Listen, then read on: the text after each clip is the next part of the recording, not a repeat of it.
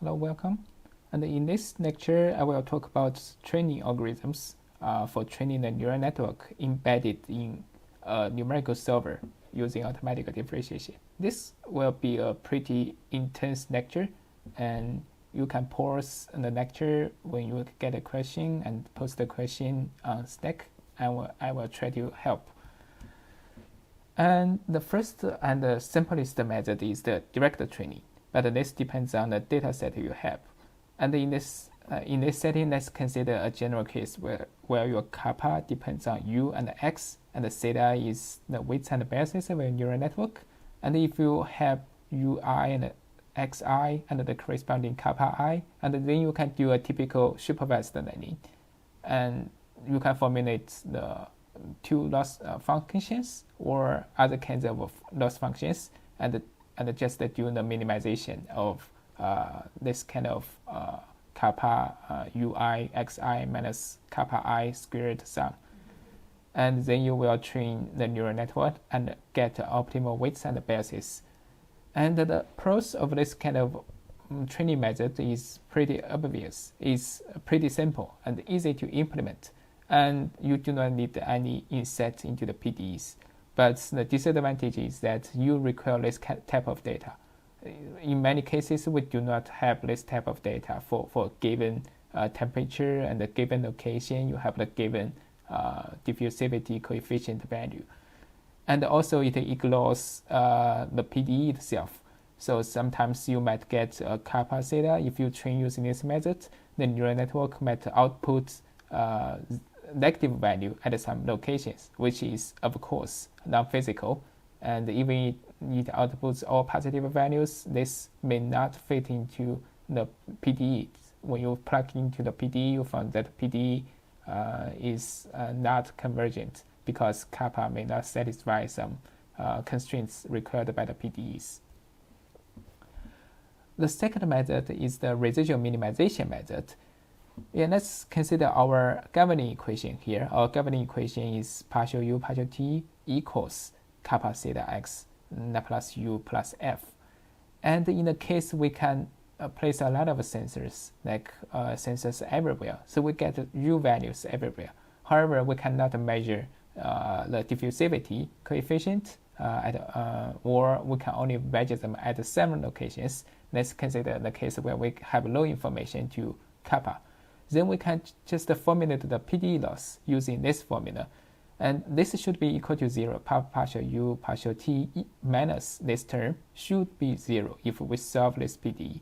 However, because we do not know kappa theta, if we plug in, we will find a non-zero value. Then why don't we just minimize this discrepancy? And if we do like this, and the summation from I to n is the location xi, and j is all the time step, so we minimize this case and then this loss function, and then we can extract the theta. So if you think about the at the optimal value, I suppose this is a 0, then the PDE is satisfied, and also you take into consideration of the boundary conditions in this formula. Because you can just impose this these conditions inside. On the right hand side, you already know the u values, so you can compute the Laplacian at the second last point using the values for this part, and also for the left side it's the same.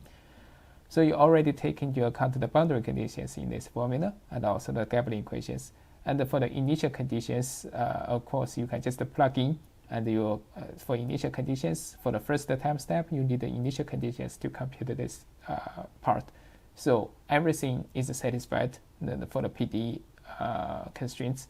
And also the observation, we already mentioned that we have observation everywhere. We also want to minimize the discrepancy between our observation and the hypothetical observation. And this is reflected in the fact that we use the observation value u instead of this formula.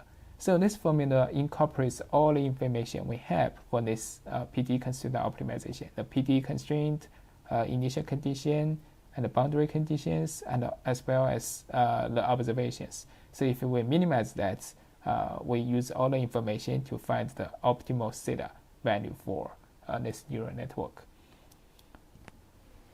The advantage of residual minimization is that you do not have to know about the numerical solvers for a lot about the numerical solvers for this PDE. For example, you might use an implicit set scheme or a very sophisticated scheme to discretize the spatial variable, and yeah, you may just use simple finite difference for this Laplace U, but of course you can use finite element method to formulate this term or formulate this time derivative. You can use Runge-Kutta or many other stuff. But basically, you do not need to know too much about the numerical solver used to solve this equation.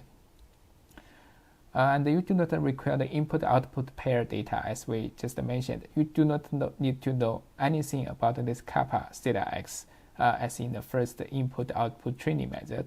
And all you need to know is the state variables. And this is also a disadvantage of this method. You need to know the full field data. By full field data, I mean you must know this U value everywhere on this bar. And it does not enforce the PDE constraints. Although we are trying to minimize this to 0, it's not 0. And and most probably when your optimizer converges, this is not 0. And in this case, the PDE is not satisfied numerically or strictly numerically.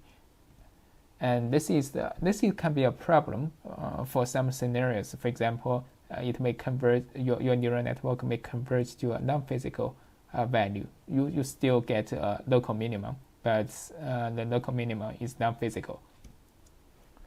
The second method is the so-called penalty method. This is pretty conceptually simple because you have a lot of constraints. You can just add those constraints into your loss function, and then you have this unconstrained optimization problem. And you use several penalty parameters for each term, to weigh your belief on the PDE system and your data. And if you choose lambda 1 very large, the optimizer will try to minimize the PDE loss. If you place lambda 2 too large, and the PDE is trying to fit the left boundary conditions. And in this case, you have only one objective function, and you can use techniques such as automatic differentiation to extract the gradients. And this is typically very straightforward, and you can use a lot of optimization techniques such as SGD or BFGS or any other optimizers you have. And the advantages of this method is that just like the residual minimization method, you need minimal inset into the numerical solvers. No inset is required actually. You only need to know how to discretize this partial U, partial T, or Laplace U, but that's not necessarily in the numerical solver, because in numerical solver you might also need linear solve or many fancy stuff. And it does not require input-output data, just like the residual minimization method. And compared to residual minimization method, this does not require the full field data. And actually, you because you put U also in the optimizable variable, so U itself is also optimizable. So that means your total optimizable variables are U and the theta. And this can be a problem in some scenarios. For example, for this case, the U depends on location and the time. And if you use a very small time steps, and so you may have 1 million time steps, and then the dimension of U, the dimension of U is 1 million times the number of the degree of freedom for your spatial discretization. And that can be huge in some scenarios. And that also makes a problem for the optimizer, because you have a lot of optimizable free parameters, U and theta. Your optimizer requires more memories and the computational cost.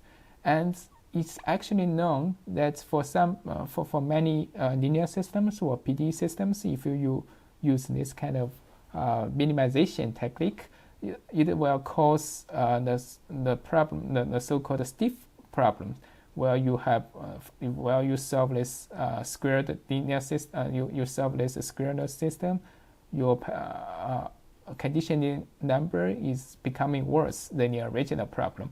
And this can be a huge problem for the penalty method, where you can observe very slow slow convergence. And another problem for the penalty method is that you have to select those penalty parameters. That's not obvious in many cases, where the penalty parameters selection is very tricky. If you select them too large, the data discrepancy is not minimized very much. And if you select them too small, your optimizer focus on the data discrepancy instead of the PDEs. So it's very tricky to select those lambda 1, lambda 2, lambda 3, lambda 4 correctly. And in some researches, the researchers do researches on how to select those lambda I adaptively. Yeah, but overall it's very tricky.